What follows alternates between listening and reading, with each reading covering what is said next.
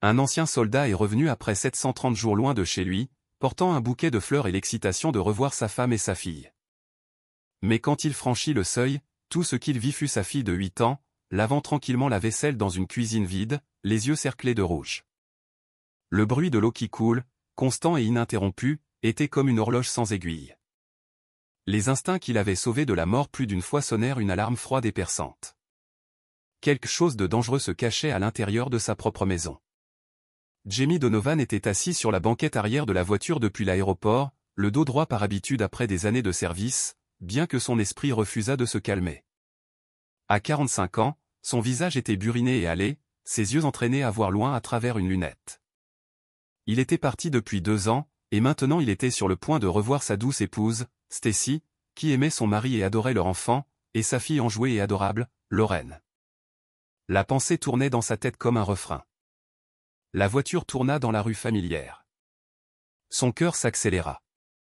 S'il y avait un hameçon capable de sortir un homme de la poussière et du vent des jours lointains, c'était celui-ci, le moment des retrouvailles. Il s'autorisa un sourire à cette pensée. La voiture freina devant la maison au bout de la rangée. Jamie marqua une pause pour prendre une profonde inspiration, tenant le bouquet qu'il venait d'acheter pour elle deux. Il monta les marches rapidement, la joie gonflant dans sa poitrine comme une vague montante. La porte était déverrouillée, la poignée tourna en douceur, avec un léger clic. Il poussa la porte plus loin. La maison le salua d'une lumière pâle et tamisée de la fin d'après-midi. Pas de pas précipités, pas de cris de joie essoufflés, personne ne se précipitant dans ses bras comme il l'avait imaginé. « Stacy !» appela-t-il, sa voix plus basse qu'il ne l'avait voulu. Aucune réponse, seulement le bruit de l'eau qui goutte, sporadiquement, régulièrement, comme une horloge sans aiguille. Jamie traversa le salon. Le tapis était légèrement de travers. La télécommande gisait abandonnée sur la table. Le bruit de l'eau devint plus clair. Il tourna dans la cuisine.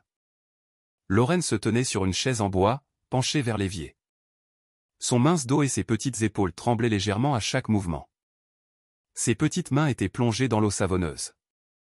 Une pile soignée de vaisselle propre reposait sur le comptoir dans le coin. Une petite casserole laissait encore échapper une légère volute de vapeur. Des larmes coulaient du coin des yeux de Lorraine, se mêlant au filet d'eau du robinet. Elle ne remarqua personne derrière elle. Jamie déglutit difficilement. Le bouquet dans sa main pencha, quelques pétales tombant, s'accrochant à une poignée de placard. Il s'avança, forçant sa voix à paraître normale. « Lorraine ?» La jeune fille sursa, se tournant pour lui faire face. Ses grands yeux étaient rouges et gonflés, des traces de larmes encore sur ses joues. En voyant l'homme qui était parti si longtemps, elle ne courut pas dans ses bras. Elle resta sur la chaise, la tête légèrement baissée, comme si elle attendait un ordre. Ce n'est qu'alors que Jamie vit clairement que sa fille de 8 ans avait grandi un peu, ses poignets plus fins, ses cheveux attachés avec un vieil élastique.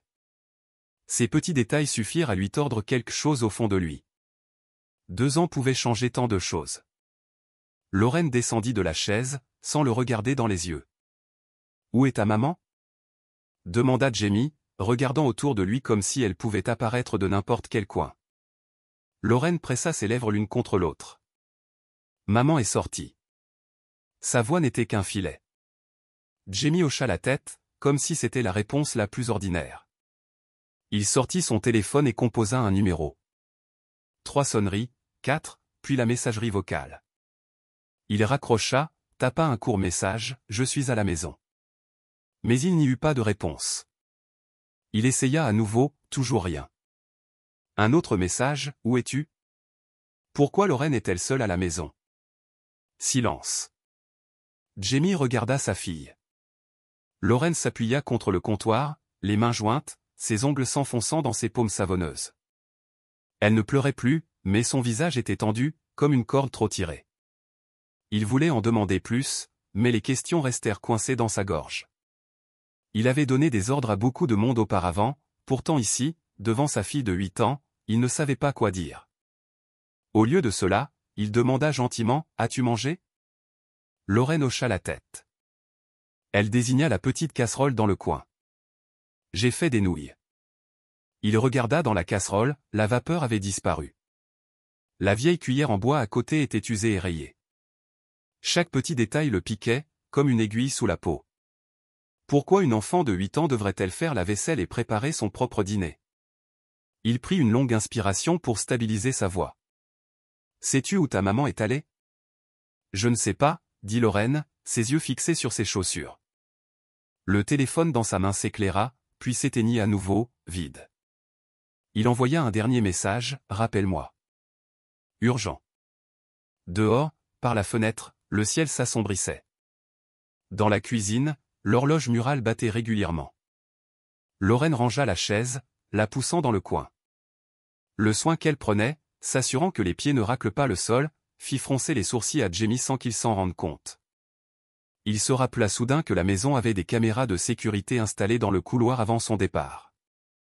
La pensée s'alluma, puis s'éteignit aussi vite qu'un éclair. Non, se dit-il, pas encore. C'était son premier jour de retour. Il ne voulait pas transformer ses retrouvailles en une enquête. Mais même ainsi, un frisson lui parcourut l'échine. Les instincts d'un soldat sonnent rarement l'alarme pour rien. Le téléphone resta silencieux. Il se tourna à nouveau vers sa fille. Y a-t-il quelque chose que tu veux me dire? Lorraine secoua la tête, puis hocha la tête, puis la secoua à nouveau. Ses lèvres bougèrent, mais aucun son n'en sortit. La cuisine sembla soudain plus grande, tout s'éloigna jusqu'à ce que seul Jamie et son enfant se tiennent dans un silence épais. Il appuya ses mains sur la table, balayant à nouveau la pièce du regard, cherchant quelque chose de normal auquel s'accrocher. Il était chez lui, dans sa propre maison, alors pourquoi la maison ne l'accueillait-elle pas? La pensée s'insinua et se logea comme une écharde. Il réalisa que la déception n'était que la surface de quelque chose de plus profond. Quelque chose n'allait pas. Jamie se redressa, ses yeux balayant la maison une dernière fois. Son cœur ralentit, mais battait plus lourdement, comme s'il se préparait à un autre type de champ de bataille. Et il savait, à partir de ce moment, que la joie de rentrer à la maison s'était transformée en une seule question sans réponse. Il lui fallait la réponse, et il la trouverait ce soir-là. Jamie posa une assiette d'œufs au plat et du pain grillé devant Lorraine. Il ne voulait pas la presser, mais le silence entrerendait l'odeur de la nourriture fade. Il plaça un morceau sur son assiette, gardant sa voix douce. Avant de partir, ta maman ne t'a rien dit? Lorraine mâcha lentement, ses yeux fixés sur le bord de la table. Elle est allée avec une amie. Quelle amie? Demanda-t-il, mais sa seule réponse fut une rapide déglutition avant qu'elle ne prenne son verre et boive une longue gorgée. L'air devint épais. Chaque question qu'il posait était comme jeter un caillou dans un étang immobile, juste quelques rides avant qu'il ne redevienne calme. Jamie réalisa que s'il insistait davantage, elle se replierait seulement. Il posa sa fourchette, décidant de trouver des réponses ailleurs. Le lendemain matin, il frappa à la porte de tante Clara, la voisine qui vivait là depuis plus de 10 ans. Elle ouvrit, la surprise traversa son visage avant que son expression ne s'adoucît. « Tu es de retour, Jamie. Est-ce que la petite va bien? » demanda-t-il directement au sujet de Stacy. Tante Clara soupira, le tirant à l'intérieur. Sa voix baissa. Elle sort beaucoup ces derniers temps, surtout la nuit. Laisse la petite seule à la maison. Tu sais, je l'ai vue une fois monter dans une voiture noire avec un homme que je ne connaissais pas. Grand, coupe en brosse, il avait toujours l'air de froncer les sourcils. Tante Clara continua en disant que quelquefois, depuis son jardin, elle avait entendu un homme crier, sa voix dure. Si tu contraries ta mère, je t'enfermerai dans la pièce sombre. Ces mots firent serrer les poings à Jamie. Il quitta tante Clara et parla à 2 autres foyers. Tous deux confirmèrent avoir vu Paul avec Stacy plusieurs fois, et l'un avait même entendu Lorraine pleurer dans la maison quand Stacy n'était pas là. Les pièces commencèrent à s'assembler, formant une image qu'il ne voulait pas croire. Quand il rentra chez lui, Jamie ne lutta plus avec la question de savoir s'il devait vérifier les caméras de sécurité.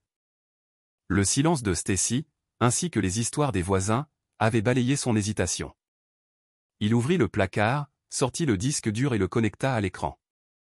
La première image apparut, Stacy sortant par la porte à 22 heures, vêtue d'un long manteau, laissant Lorraine dans la maison. La caméra de la cuisine montrait la jeune fille assise seule devant un bol de nouilles, la vapeur à peine présente, mangeant à petites bouchées. Ensuite, l'homme entrant dans la cuisine, regardant Lorraine de haut, lui arrachant l'ours en peluche des mains, le jetant par terre, puis le piétinant. Sa bouche bougeait, l'audio était faible, mais Jamie n'avait pas besoin d'entendre les mots pour comprendre la menace. Stacy se tenait près du comptoir, les bras croisés, ne disant rien. Un autre extrait, Stacy partant en plein jour avec l'homme, laissant Lorraine devant une télévision dont l'écran était éteint. Jamie resta figé. Chaque image était un coup de poing, atterrissant de plein fouet sur la confiance fragile à laquelle il s'était accroché tout ce temps. Il entendit un mouvement derrière lui. Se retournant, il vit Lorraine debout dans l'encadrement de la porte, regardant tranquillement l'écran. Pas d'explication, pas de questions, ses yeux en disaient assez. Ce qu'il venait de voir n'était que la surface. Jamie éteignit l'écran. La pièce devint silencieuse, mais les images continuaient de défiler dans son esprit, imparables. Et il savait qu'il avait atteint la limite entre le soupçon et la vérité. Une fois qu'il l'aurait franchie, il n'y aurait plus de retour en arrière. Il ne se précipita pas pour interroger Lorraine. 2 ans d'absence lui avaient appris la patience. Dans chaque situation, cette fois, la patience était la seule chose qu'il pouvait utiliser pour l'empêcher de se recroqueviller de peur. Jamie lui fit signe de s'approcher. Elle fit de petits pas, s'asseyant à côté de lui sur le canapé. Seuls quelques palmes les séparaient, pourtant Jamie sentait qu'il y avait un mince mur entre eux. Le toucher, et il s'effondrerait, pour ne jamais être reconstruit. Il commença lentement, « Veux-tu me raconter ce qui s'est passé pendant mon absence ?» Lorraine pressa ses lèvres l'une contre l'autre, silencieuse un long moment. Puis elle expira si doucement que ce fut presque un murmure. « Oncle Paul vient souvent ici. Maman dit que c'est un ami, mais, elle s'arrêta, déglutie. Jamie hocha légèrement la tête, sans l'interrompre. Il ne m'aime pas. Une fois, j'ai renversé de l'eau sur la table et il s'est fâché. Il a dit que si je contrariais maman, il m'enfermerait dans la pièce sombre. Maman a vu, mais elle n'a rien dit. Chaque mot était comme un lent couteau qui s'enfonçait.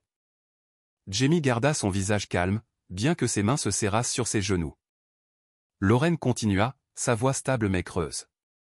Certains jours, maman cuisinait pour oncle Paul et moi, je mangeais des nouilles. Elle me disait de manger dans la cuisine et de ne pas faire de bruit. Quand je demandais pourquoi nous ne mangions pas ensemble, elle disait qu'elle était fatiguée. Ses yeux dérivèrent, comme si elle regardait dans un espace vide. Je dors seul. Personne ne me raconte d'histoire avant de dormir. Personne ne me dit bonne nuit. Le week-end, maman sort. Je reste seul à la maison et je me fais à manger. Jamie prit une profonde inspiration, la gardant régulière. Il savait qu'il ne pouvait pas laisser sa colère déborder maintenant. Lorraine avait besoin d'une épaule sur plutôt que d'une explosion. Une fois, poursuivit Lorraine, maman a dit qu'elle n'était pas heureuse à cause de moi. J'ai pensé que c'était parce que j'étais méchante, alors je ne t'ai rien dit, parce que je ne voulais pas te contrarier. Cette phrase lui serra la poitrine. Pendant 2 ans, il s'était inquiété que son absence laisse un vide, mais il n'avait jamais imaginé que cet espace serait rempli de mots capables de la blesser si profondément. Lorraine baissa la tête, sa voix si petite qu'il semblait craindre que l'air lui-même ne l'entende. Je pensais que tu ne reviendrais pas. Jamie se pencha en avant, s'agenouillant devant elle. Il posa légèrement une main sur son épaule, à peine plus qu'un toucher. Je suis là maintenant, et je serai toujours là. Lorraine leva les yeux, cherchant sur son visage une assurance finale. Il hocha la tête. Elle expira, comme si elle lâchait une partie du poids, et reposa légèrement sa tête contre sa poitrine. À ce moment-là, Jamie sut qu'il avait franchi la ligne du doute à la certitude.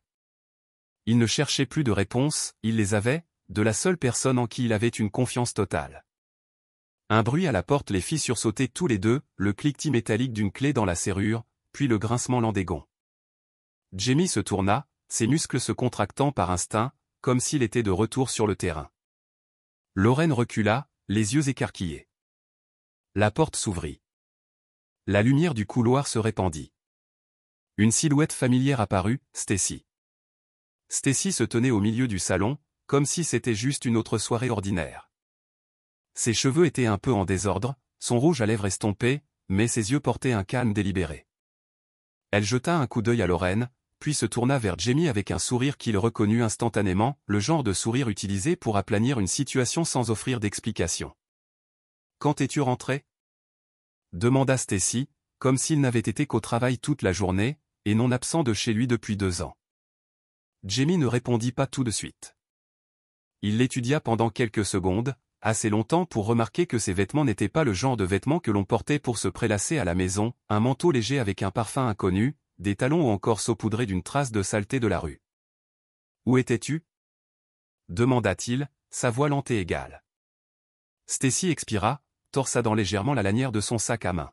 « Je suis juste sorti rencontrer une amie.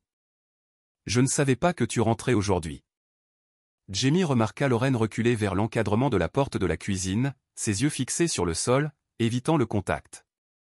Il s'avança pour bloquer la vue de Stacy sur Lorraine, puis désigna la chaise. « Assieds-toi. Nous devons parler. » Lorsque Stacy s'assit, l'air dans la pièce s'alourdit, comme les instants précédant une tempête. Jamie ne tourna pas autour du pot. « Tu as laissé notre fille seule à la maison plus d'une fois, n'est-ce pas ?» Elle fronça les sourcils et répondit rapidement, « Pas exactement. J'ai demandé aux voisins de la surveiller. » « La surveiller ?» répéta Jamie, insistant sur chaque mot. « Elle s'est fait à manger seule, a dormi seule. C'est ce que tu appelles la surveiller ?» Stacy évita son regard, se penchant en arrière dans la chaise et croisant les bras. « Tu n'étais pas là pour tout voir. J'ai mes propres pressions. Paul m'a beaucoup aidé. » Le nom fit serrer la mâchoire à Jamie. Il remarqua que Stacy ne montrait pas une once d'embarras en mentionnant Paul, comme si la présence de l'homme dans leur maison était parfaitement naturelle. « T'as aidé en jetant le jouet de notre fille par terre, en la menaçant de l'enfermer dans une pièce sombre ?» répliqua-t-il. Cette fois, Stacy hésita un instant, mais se ressaisit rapidement. « Lorraine peut être un peu têtue parfois. J'ai besoin de quelqu'un de ferme. Si tu la gâtes, elle deviendra pourrie, tu sais ça. » Jamie sentit le mur s'élever entre eux. Il savait que s'il poussait l'argument maintenant, cela ne se transformerait qu'en une dispute inutile. Mais il ne pouvait pas non plus laisser tomber. Il se leva, se dirigea vers la chambre, puis se retourna. « Demain, nous aurons une sérieuse conversation au sujet de Paul aussi. » Stacy ouvrit la bouche pour objecter, mais Jamie avait déjà quitté la pièce. Cette nuit-là, il ne dormit pas, assis dans le salon. La lueur bleu pâle de l'écran de son ordinateur portable éclairait son visage. Il continuait de réviser les séquences de sécurité, cette fois plus attentivement. Des images de la porte d'entrée montraient Stacy et Paul partant ensemble, partageant des conversations discrètes sur le porche pendant que Lorraine était quelque part à l'intérieur. Un extrait attira particulièrement son attention, Paul remettant à Stacy une épaisse enveloppe. Stacy la regardant avant de la glisser rapidement dans son sac à main. Il sauvegardait tout sur un disque dur séparé. Vers minuit, la porte de la chambre s'ouvrit doucement. Lorraine sortit, serrant son ours en peluche usé. « Papa, je n'arrive pas à dormir. » Jamie tapota la place à côté de lui. « Viens ici, ma chérie. » Elle s'assit et s'appuya contre son épaule. Ils ne parlèrent pas, mais sa présence à ses côtés était un rappel clair, il n'avait plus le temps d'hésiter. Le lendemain matin, Stacy était partie avant que Jamie ne se réveille. Sur la table, il n'y avait qu'un mot écrit à la hâte, « Je sors un peu, ne t'inquiète pas. » Pas d'heure, pas de destination, pas d'explication. Jamie emmena Lorraine chez tante Clara et lui demanda de la surveiller. Tante Clara hocha la tête immédiatement, bien que ses yeux montrassent de l'inquiétude. « Qu'est-ce que tu vas faire ? » ?»« Je vais en savoir plus. »« Si je dois le faire, je l'emmènerai avec moi, » dit Jamie, sa voix ferme. Il passa toute la matinée à visiter les magasins du quartier, posant des questions sur la voiture noire que les voisins avaient mentionnée. Finalement, dans une station-service à quelques pâtés de maison, un employé se souvint d'avoir vu Stacy et Paul s'arrêter là de nombreuses fois, généralement la nuit. La dernière fois, c'était juste hier. Quand il rentra, Jamie trouva Stacy dans la cuisine, déballant des sacs de courses, de nouveaux vêtements, des boîtes de cosmétiques, quelques articles chers. « D'où vient l'argent pour ça ?» demanda-t-il, ses yeux se posant sur un sac à main de créateur tout neuf. Stacy leva les yeux, un éclair de malaise traversa son visage, mais elle répondit, « J'ai économisé, et Paul a aidé aussi. » « Aidé ?» Sa voix devint froide. « En échange de quoi, Stacy ?» Elle resta silencieuse, mais la façon dont ses yeux glissèrent en disait plus que des mots. Jamie sortit de la cuisine et prit son téléphone. Il appela un vieil ami du service, maintenant officier de police. Il n'expliqua pas tout, dit juste qu'il avait besoin d'informations sur un homme nommé Paul, d'environ 40 ans, vivant à proximité, conduisant peut-être une voiture noire. Son ami promit de le recontacter dans quelques jours. Quand il raccrocha, Jamie se tint à la fenêtre, regardant la rue étroite. Le ciel était devenu gris, un léger vent agitait les arbres. Ce sentiment familier du champ de bataille revint, non pas le bruit des tirs ou l'odeur de la fumée, mais la certitude qu'une confrontation majeure approchait. Et cette fois, la personne en face de lui ne serait pas un ennemi de l'autre côté d'une frontière, mais quelqu'un qui s'endormait autrefois dans ses bras chaque nuit. Dans le salon, Stacy était au téléphone. Sa voix était basse, mais Jamie capta clairement une phrase, « Ne t'inquiète pas, je ferai ce que tu as dit. » Jamie n'aura pas Lorraine. Le café sombre était situé au coin de la rue, ses lumières ambrées se déversant sur les tables en bois foncé, juste assez tamisées pour que les gens puissent dire des choses qu'ils ne voulaient pas qu'on retienne. Stacy était assise en face de Paul, ses doigts tournant une tasse de cappuccino devenue froide. Elle lui parla d'avoir été rejetée par Jamie, sa voix rauque, non pas à cause des larmes, mais de la piqûre de l'orgueil blessé. Paul écoutait, le menton légèrement relevé, son regard aiguisé et impitoyable. Ce regard était comme un couteau posé sur la table, pas besoin de le dégainer pour savoir à quel point il était tranchant. Après un silence assez long pour déstabiliser Stacy, Paul se pencha en avant. Chaque mot atterrissait comme un léger coup mesuré sur la table, calculé. S'il n'y a pas de retour en arrière possible, alors reprends-le d'une autre manière. Ces mots étaient droits comme une règle. Demande le divorce, bats-toi pour la garde de Lorraine, exige une pension alimentaire mensuelle. Les motifs, elle a subi un préjudice émotionnel d'un mari parti trop longtemps. L'enfant avait besoin d'elle. Un père absent pendant 2 ans était un handicap. Chaque phrase devait être transformée en quelque chose de parfait, de soigné, comme un rapport poli pour inspection. Stacy n'hocha pas la tête tout de suite. Elle prit une petite gorgée, l'amertume se répandant dans sa bouche, se rappelant le moment où Jamie lui avait repoussé la main, comme quelqu'un évitant le feu. La douleur se transforma rapidement en besoin de prouver quelque chose.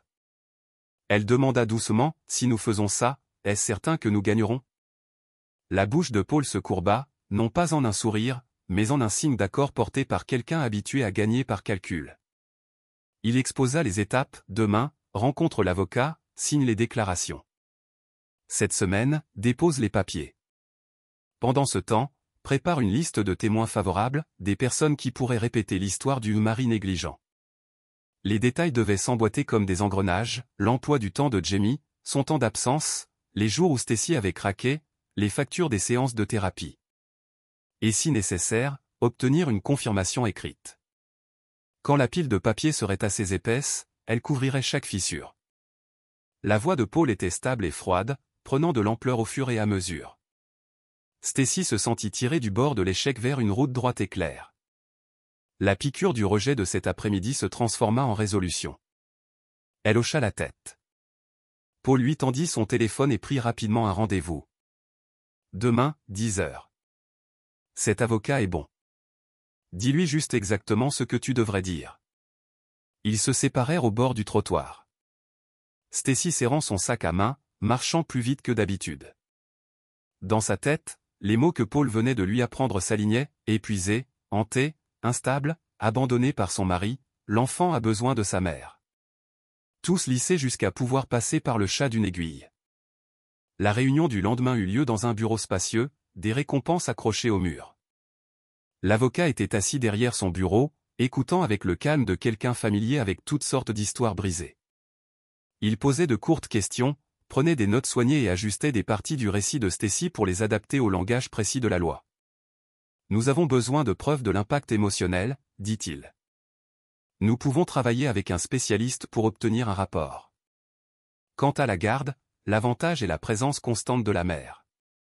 Pour les finances, il suffit de décrire le niveau de vie actuel et les besoins de l'enfant. » Tout se déroula sans accroc. Stacy signa chaque page, son stylo glissant sans friction. Quand ils sortirent sur les marches du bâtiment, elle marqua une pause. Pour la première fois depuis la veille, Stacy sentit qu'elle avait le contrôle. Paul se tenait à ses côtés, les mains dans les poches, la tête inclinée vers elle. Bien. Les papiers seront déposés dans quelques jours. Reste calme. Les jours suivants, tout se passa exactement comme Paul l'avait promis. Les déclarations furent imprimées, les pièces jointes agrafées, le rendez-vous avec le spécialiste organisé. Stacy fut entraînée à organiser ses mots, à oublier les détails gênants, à centrer le récit sur l'absence de son mari. Elle s'entraîna devant le miroir, sa voix juste assez tremblante, son regard juste assez fatigué. Chaque fois qu'elle terminait, Paul hocha la tête, l'avocat hocha la tête, leur approbation synchronisée était comme le rythme régulier d'un tambour menant une armée au combat. Les papiers furent déposés. Stacy reçut une confirmation par email. Elle la lut encore et encore, sentant une nouvelle confiance monter en elle. Peut-être qu'elle pourrait inverser la situation. Quelques jours plus tard, une épaisse enveloppe atterrit dans la boîte aux lettres devant la maison de Jamie.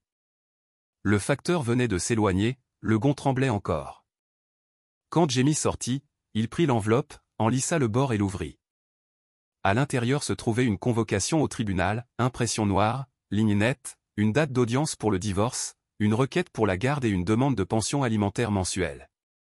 En bas se trouvait la date, le lieu et un nom imprimés en caractères précis, plaignante Stacy Moore.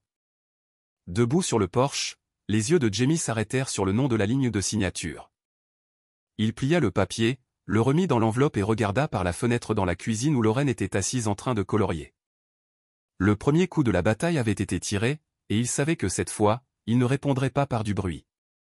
Il répondrait par la vérité. Jamie se tenait dans le salon, l'enveloppe de la convocation judiciaire encore chaude dans sa main. Il l'ouvrit à nouveau, ses yeux parcourant chaque ligne. L'accusation était clairement imprimée, le défendeur a négligé sa famille pendant une période prolongée, causant un préjudice émotionnel important à la plaignante. Pension alimentaire mensuelle demandée, $3 000 jusqu'à ce que la fille atteigne l'âge de 18 ans. C'était un coup porté non seulement à ses droits de garde, mais aussi à ses finances et à son orgueil. Stacy était allée plus loin qu'il n'aurait jamais cru possible. Jamie prit une profonde inspiration, forçant son cœur à ralentir. Ses années dans l'armée lui avaient appris, lorsque l'ennemi frappe, une contre-attaque précipitée est un suicide. Il prit son téléphone et appela Ben, un compagnon d'armes qui avait survécu avec lui à des terrains dangereux, et qui était maintenant officier de police locale. « C'est grave, dit Jamie sèchement. Rencontrons-nous dès que possible. Ben répondit, sa voix coupante comme un ordre. Ils se rencontrèrent dans un petit café près du commissariat de police. Jamie posa l'enveloppe sur la table pour que Ben la lise. Son ami resta silencieux un moment, puis leva les yeux. Ce n'est pas seulement un va-et-vient de paroles. Elle a un plan, mais si ce que tu m'as dit est vrai, elle a aussi une faille fatale. Ils établirent une stratégie, étape 1, les témoins, étape 2, les preuves physiques, étape 3, verrouiller toutes les données avant que l'autre partie n'essaie de les effacer. Cet après-midi-là même, Ben commença à contacter des témoins potentiels. D'abord tante Clara. Elle confirma avoir vu Lorraine seule à la maison la nuit à plusieurs reprises, et avait personnellement entendu Paul proférer des menaces envers la jeune fille. Ensuite, ce fut M. Tom, qui vivait de l'autre côté de la rue, qui déclara avoir vu Stacy quitter la maison avec un homme, la lumière de la cuisine restant allumée toute la nuit. Chaque déclaration fut enregistrée, horodatée et ajoutée au dossier. Ben savait qu'au tribunal, chaque information devait être sous un format clair et légal pour avoir de la valeur. Il ne s'arrêta pas là. Il visita 2 autres foyers, recueillant 2 déclarations supplémentaires. Tout était cohérent, Stacy laissait souvent l'enfant seul, Paul avait un comportement menaçant, et Lorraine vivait tranquillement, prenant soin d'elle-même. Pendant que Ben travaillait sur les témoins, Jamie se tourna vers ce qu'il savait être sa carte maîtresse, le système de sécurité domestique. Il retira le disque dur principal, créant 3 sauvegardes distinctes, une à conserver dans le coffre-fort, une à donner à Ben, et une à envoyer directement à son avocat. Les séquences étaient plus claires que n'importe quel témoignage, Stacy sortant par la porte à 22h, Lorraine mangeant des nouilles froides seule, Paul piétinant son ours en peluche, Paul pointant un doigt sur le visage de l'enfant en guise de menace ouverte. Chaque extrait avait une date et une heure, l'audio était suffisamment clair pour entendre chaque mot. En les regardant à nouveau, Jamie ne voyait pas seulement des images, il pouvait sentir la froideur de cette maison quand personne n'était là pour sa fille. C'était le genre de froideur qu'aucune loi ne pouvait masquer. 3 jours plus tard, Jamie et Ben apportèrent le dossier complet vidéo, déclarations de témoins et copies de tous les enregistrements à l'avocat. Son bureau était petit mais ordonné, l'odeur de vieux bois se mêlant à celle du papier fraîchement imprimé. L'avocat ouvrit chaque dossier, les étiqueta et diffusa les séquences sur un grand écran. Il resta silencieux pendant près d'une heure. Lorsque le dernier extrait se termina, il éteignit l'écran et se tourna vers Jamie, les yeux s'illuminant comme ceux de quelqu'un qui aurait trouvé de l'eau dans le désert. « Nous avons une réelle chance de victoire absolue, dit-il sans hésitation. Non seulement de gagner, mais de demander un contact restreint entre Stacy et Lauren. » Jamie hocha la tête. Il savait que cette bataille ne serait pas simple, mais il avait maintenant une arme, non pas une accusation, mais la vérité simple, tranchante, indéniable. Quand il sortit sur les marches du bureau de l'avocat, il marqua une pause un instant. Le ciel était devenu d'acier, des nuages bas annonçaient la pluie, mais en lui, la vraie tempête ne faisait que commencer. Et cette fois, il ne laisserait pas sa fille y rester seule. Le matin de l'audience, Stacy entra avec son avocat, Paul la suivant. Le visage de Stacy était calme au point d'être presque fier. Paul gardait ses mains dans ses poches, se tenant légèrement à droite, comme un observateur déjà familier avec le script. La greffière lut la liste des affaires. Le marteau frappa pour ouvrir la séance. L'avocat de Stacy se leva, ouvrit un épais dossier et se lança dans un rythme fluide. Jamie était un mari absent pendant de longues périodes, dont l'absence prolongée avait causé à Stacy une détresse psychologique importante. Dans ce contexte, l'éducation stricte était présentée comme une réaction naturelle. Il présenta Lauren comme difficile, désobéissante, sujette à contrarier sa mère, ayant besoin de mesures fermes. Chaque phrase fut choisie avec soin pour transformer 2 ans d'absence en preuve, tandis que chaque fracture de la vie quotidienne était recouverte du vernis de l'effort d'une mère célibataire. Jamie resta immobile. Ses yeux restèrent fixés sur l'orateur, sans froncer les sourcils, sans taper du doigt. Son avocat se pencha vers lui et murmura, juste assez fort pour qu'il l'entende, « Laissez-les finir. Nous répliquerons à la fin. » Le rythme dans la salle d'audience ralentit, comme l'eau retenue derrière un barrage. La partie plaignante conclut avec les phrases habituelles, l'intérêt supérieur de l'enfant, la stabilité émotionnelle, les besoins de soutien raisonnables. Ils s'assirent. Stacy expira, les coins de sa bouche se courbant légèrement. Paul bougea les épaules, se penchant plus confortablement. Quand ce fut leur tour, l'avocat de Jamie se leva. Il ne parla pas longuement. Il demanda seulement à présenter dans un ordre différent, les témoins d'abord. Le juge hocha la tête. Une porte latérale s'ouvrit, et tante Clara entra. Elle marchait lentement, mais parla clairement des nuits où la lumière de la cuisine restait allumée, de la silhouette d'un enfant allant et venant seul, des fois où elle avait entendu la voix d'un homme crier dans la maison de Stacy. Pas un seul adjectif superflu, seulement des dates, des actions et ce que ses propres oreilles avaient entendu. Ensuite, ce fut M. Tom. Il confirma que de nombreux soirs, il avait vu Stacy partir, la voiture noire reculant et s'éloignant à toute vitesse, tandis que les fenêtres du rez-de-chaussée restaient allumées tard dans la nuit. Il dit qu'il ne savait pas ce qui se passait à l'intérieur, mais cette lumière était comme un œil qui ne se fermait pas, regardant et ne voyant jamais personne l'éteindre. Une seule phrase suffit pour que la salle d'audience se représente le vide sans aucun commentaire. Le rythme dans la salle d'audience s'accéléra lorsque la greffière connecta l'équipement de lecture au grand écran. L'avocat de Jamie demanda la permission de présenter des extraits du système de sécurité domestique. Les séquences apparurent, pas de dramatisme, pas de montage, juste une cuisine, une table, de petits mouvements. Stacy marchant directement vers la porte sans se retourner. Un enfant assis avec un bol de nourriture, mangeant lentement, s'arrêtant parfois comme si elle écoutait quelque chose, mais aucune voix ne répondait. Dans un autre extrait, Paul apparut, ses mouvements rapides, lourds, des mots courts suffisamment clairs pour rendre leur intention indubitable, intimidation, menace. Stacy était dans le même cadre, ne faisant aucun mouvement pour intervenir. Personne dans la salle d'audience ne commenta. Lorsque le dernier extrait se termina, l'avocat de la partie plaignante se leva pour objecter sur le contexte. Il argua que les séquences ne reflètent pas l'image complète, qu'une seule tranche de temps ne peut pas définir les méthodes parentales. Le juge prit note de l'objection et ordonna la poursuite de la procédure. L'avocat de Jamie ne discuta pas longuement. « Nous avons un dernier témoin, dit-il. » La porte latérale s'ouvrit à nouveau. Emily, l'enseignante, entra, portant un mince dossier.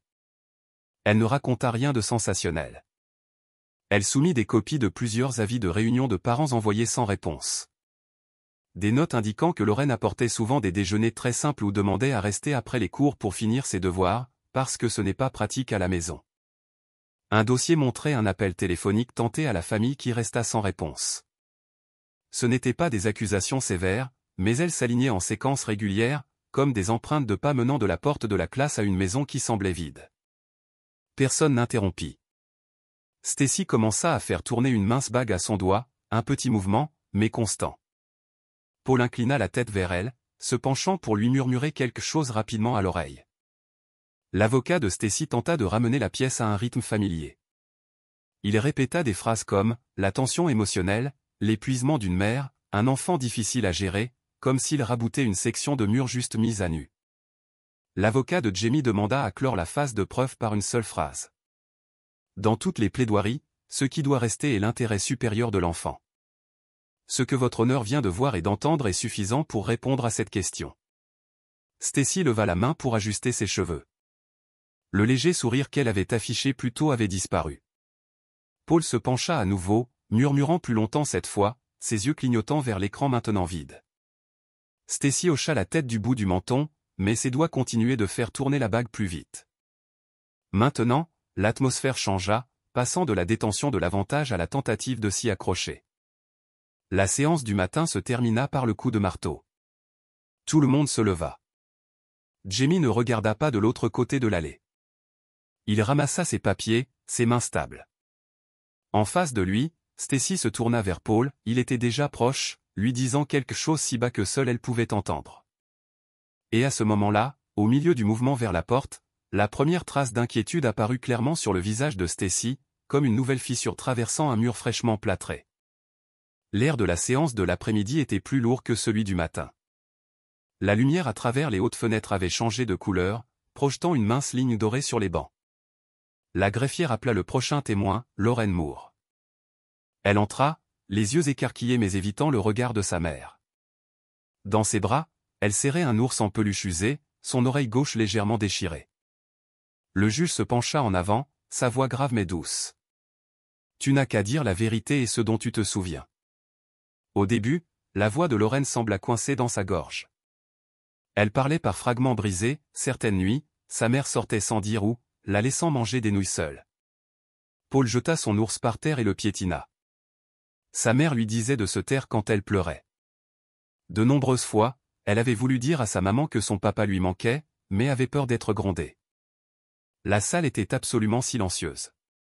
Aucune chaise ne racla, aucun papier ne froissa. Le juge demanda « Avec qui veux-tu vivre ?» Lorraine baissa la tête, serrant plus fort son ours. Puis, d'une voix très douce mais parfaitement claire, « Je veux vivre avec mon papa, parce qu'il ne me fait pas peur. » Un lourd silence tomba. L'avocat de Stacy bougea, commençant à se lever, mais le regard du juge le retint. L'avocat de Jamie demanda la permission d'ajouter de nouvelles preuves. Il plaça un épais dossier imprimé sur le bureau du juge, ainsi qu'une clé USB. C'était une copie de données provenant du téléphone de Paul, obtenue lors d'un contrôle administratif 2 mois plus tôt. Le téléphone avait été temporairement retenu en lien avec une altercation dans un bar, et par procédure, les données avaient été sauvegardées avant d'être restituées. À l'intérieur se trouvait une série de messages entre Paul et Stacy. Sur le grand écran, la conversation apparut, les dates clairement marquées. « Paul, si tu veux être sûr de gagner, tu dois dire qu'il t'a abandonné, toi et la gamine. Tu as craqué et la fille fait des siennes parce qu'elle n'a pas sa mère. Stacy, je dirais ça, mais si Jamie se bat? Paul, je m'en occupe. Ne scie pas. On aura l'argent de la pension, et c'est tout. Un autre échange. Paul, n'oublie pas de dire à l'avocat qu'il n'envoie pas d'argent régulièrement, et que tu as beaucoup dû compter sur moi. Stacy, compris. J'espère que le tribunal y croira. Le texte sur l'écran noir et blanc ne portait aucune expression, mais son poids priva Stacy de toute prise. Le juge déclara une suspension pour que le jury délibère. L'atmosphère s'alourdit, puis changea complètement lorsque la greffière revint pour annoncer, sur la base des témoignages et des preuves présentées, la Cour recommanderait l'ouverture d'une enquête criminelle contre Paul pour menace envers un enfant et examinerait également le rôle de Stacy en tant que complice de négligence. Personne n'eut besoin d'explication. L'affaire civile que Stacy avait initiée venait de s'effondrer au grand jour, et maintenant une nouvelle porte s'était ouverte, celle qui menait Stacy et Paul à une enquête criminelle formelle. Paul se pencha brusquement vers Stacy, sa voix basse mais chaque mot acéré. « Je t'ai dit de ne pas laisser ça sortir, monsieur. Maintenant, tu m'entraînes avec toi. » Stacy se tourna, ses lèvres bougeant comme pour répondre, mais aucun son n'en sortit. Elle resta juste assise là, son regard jetant des coups d'œil entre ses propres mains et la porte de la salle d'audience. Jamie resta assis, regardant sa fille sur le banc des témoins. Lorraine le regarda en retour, et pour la première fois ce jour-là, elle sourit, petit, tremblant, mais suffisant pour que Jamie sache que la vérité avait commencé à se tenir avec eux. Cet après-midi-là, l'audience se termina par le coup de marteau net et concis. Le juge quitta le banc, et les gens commencèrent à se lever, ramassant leurs papiers. Personne ne s'attendait à ce que, juste au moment où la greffière fermait le registre, la porte latérale de la salle d'audience s'ouvre. 3 policiers en uniforme entrèrent, leurs casquettes tirées vers le bas. Celui de devant sortit un papier de sa poche de poitrine, sa voix ferme et portant dans le faible murmure de la pièce. « Nous avons un mandat d'arrêt d'urgence pour Paul Richardson pour des accusations d'abus psychologiques sur mineurs et de complicité de négligence envers un mineur. » La salle d'audience devint silencieuse. Paul tressaillit légèrement, son regard se déplaçant rapidement du papier au visage de l'officier. Il ne discuta pas, ne demanda pas pourquoi. Il sortit simplement ses mains de ses poches et les tendit. Le clic froid des menottes en acier se referma autour de ses poignets, le son net et définitif, comme un point à la fin d'une phrase. En passant devant Stacy, Paul la regarda, ses yeux si froids qu'ils ne laissèrent rien derrière eux, pas un mot. Lorsque Paul fut emmené, le juge revint sur le banc. Sa voix était basse et délibérée lorsqu'il lut la décision concernant Stacy. La plaignante Stacy Moore est dépouillée de tous les droits légaux de garde et de tutelle sur la mineure, Lorraine Moore. Elle est interdite de demander un soutien financier aux défendeurs. Elle est tenue de suivre 6 mois de thérapie et sera soumise à une surveillance périodique par les services de protection de l'enfance. Stacy resta figée. Les mots tombaient un par un, comme des dalles de pierre s'empilant les unes sur les autres. À la dernière ligne, elle se pencha en avant, couvrant son visage de ses 2 mains. Le raclement des chaises et le froissement des papiers autour d'elle ne purent couvrir le lourd soupir qui lui échappa. Dans le couloir, Jamie se tenait à côté de sa fille. Lorsque la porte de la salle d'audience se referma derrière eux, il sentit qu'un lien invisible avait été coupé. Lorraine lui serra la main très fort, sa petite paume se réchauffant contre la sienne. Il se pencha et murmura « C'est fini, ma chérie ». Elle hocha seulement la tête, mais le léger sourire sur ses lèvres suffisait à Jamie pour savoir que les semaines passées en valaient la peine. À l'intérieur, Stacy resta assise, comme incapable de saisir que la pièce était presque vide. Paul était parti. L'homme qu'elle pensait la soutenir avait quitté cette scène au bruit de bottes sur le sol et au cliquetis des menottes. Et elle sut qu'à partir de ce moment, il ne reviendrait jamais. Le père et la fille sortirent du tribunal. La lumière du soleil s'était adoucie, de minces nuages traversaient le ciel, révélant une rare éclaircie de bleu pour la saison. Ils marchèrent lentement, sans hâte. Chaque pas semblait plus léger. Derrière eux, Stacy s'attarda sur les marches, les yeux suivants. Il n'y eut pas d'appel, pas de dernière tentative pour se faufiler entre les 2 silhouettes qui s'éloignaient. Son regard était plein de regrets, mais il se perdit dans l'air sans espoir. Ce qui était perdu, elle le savait, aucun verdict ni aucune excuse tardive ne pourrait jamais ramener. Stacy resta là un bon moment, jusqu'à ce qu'un officier de justice vienne lui rappeler qu'elle devait partir. Elle se leva, descendit les marches de pierre, ses talons frappant des notes dures et sèches sur le sol. Chaque pas lui semblait lourd, non pas de fatigue, mais de ne pas savoir où aller ensuite.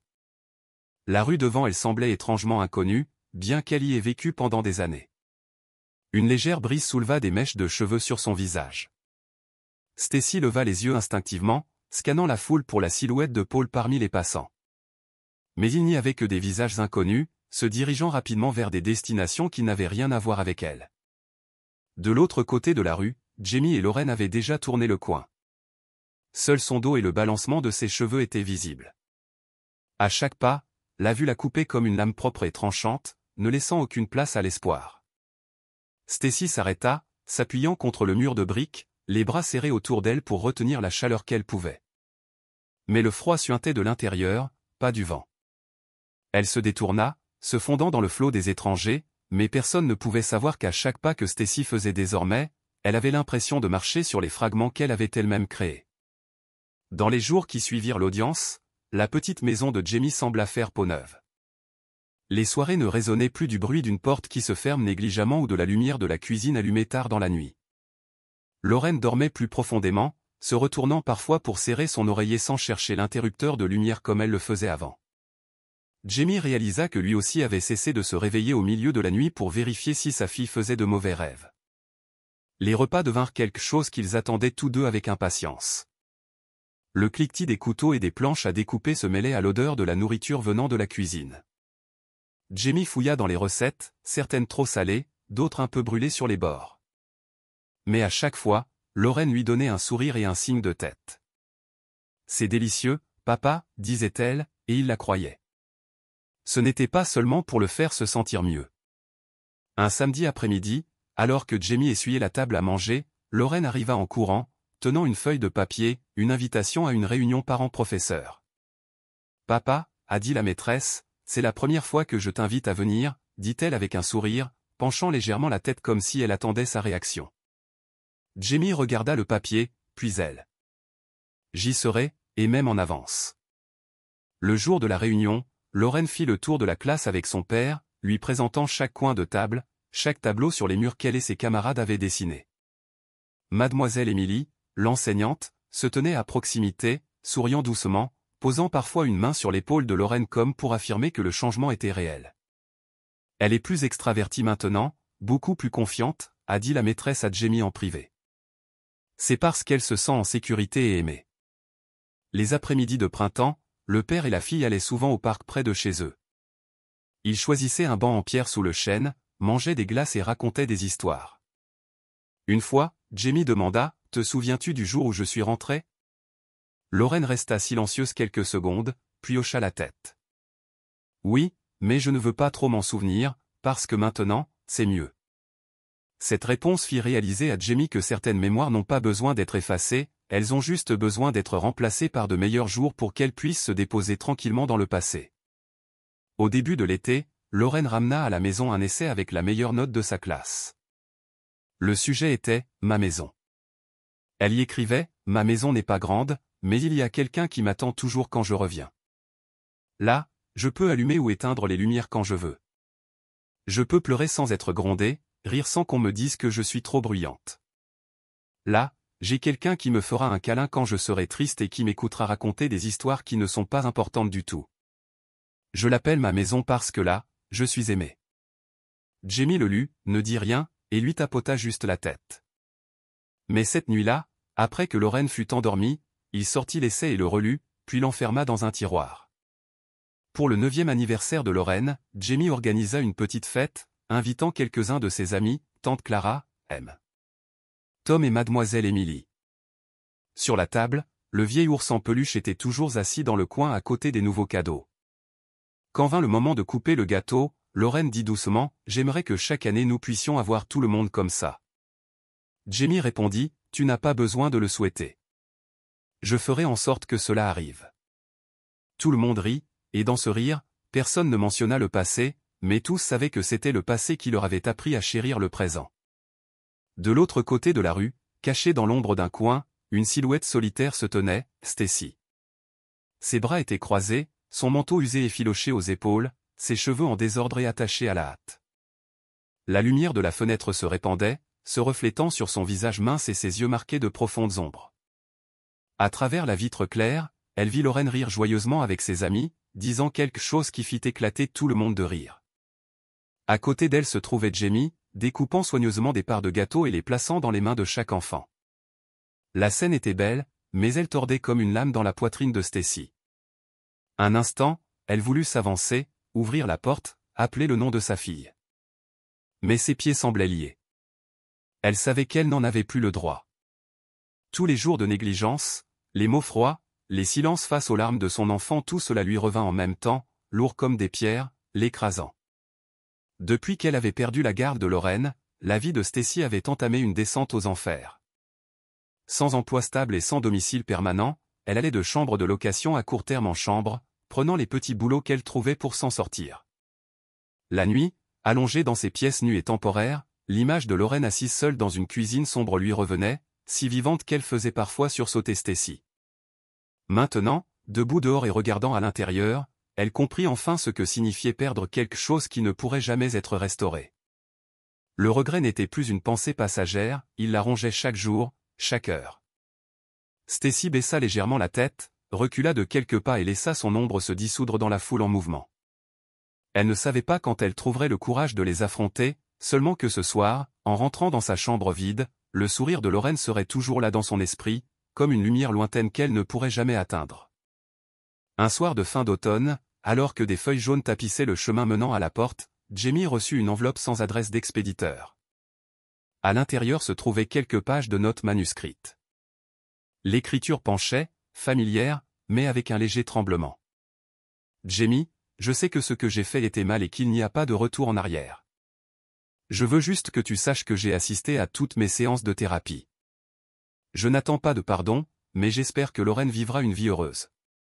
Stacy. » Lorsque Jamie eut fini de lire, il plia la lettre et la plaça dans le tiroir du bas, s'assurant que Lorraine ne la verrait jamais. Il comprit que le pardon était une question de temps et aussi une question de cœur. La vie a continué.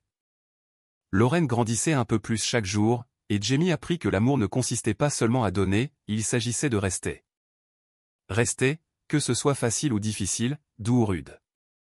Il en vint à voir que la valeur d'un foyer ne résidait pas dans ses murs ou son toit, mais dans le sentiment de sécurité qu'il procurait aux personnes qui s'y trouvaient.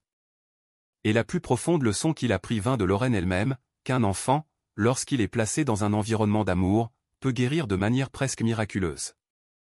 La peur qui autrefois pesait si lourdement qu'elle lui coupait le souffle n'était plus qu'une légère ombre derrière la lumière. Un après-midi ordinaire, alors qu'ils arrosaient tous les deux les fleurs en pot sur le porche, Lorraine dit soudain, « Papa, je crois que nous avons notre propre printemps maintenant. » Jamie sourit. Il n'eut pas besoin de demander ce qu'elle voulait dire, car il savait que ce printemps resterait avec eux pendant très, très longtemps. L'histoire de Jamie et Lorraine n'est pas seulement celle d'une bataille pour la garde, c'est le parcours d'un père qui a traversé la douleur de la trahison pour devenir un bouclier inébranlable pour sa fille. Parfois, pour protéger un enfant, on n'a pas besoin d'armes ou de cris. Il suffit de quelqu'un de prêt à s'asseoir, à écouter jusqu'au bout, et à croire chaque mot tremblant. Personne n'est jamais préparé au moment où il réalise que son foyer est devenu un endroit où la peur est semée. Mais ce qui importe à ce moment-là n'est pas de savoir si nous avons le plan parfait, c'est si nous avons assez d'amour pour ne pas détourner le regard. Que pensez-vous du choix de Jérémie? Si c'était vous, auriez-vous le courage d'ouvrir la porte à la vérité, sachant que cela pourrait tout briser? Et si vous ou quelqu'un que vous connaissez souffrez en silence, veuillez vous souvenir de ceci, personne ne devrait avoir à vivre dans la peur dans sa propre maison. Je suis là, et je vous écoute.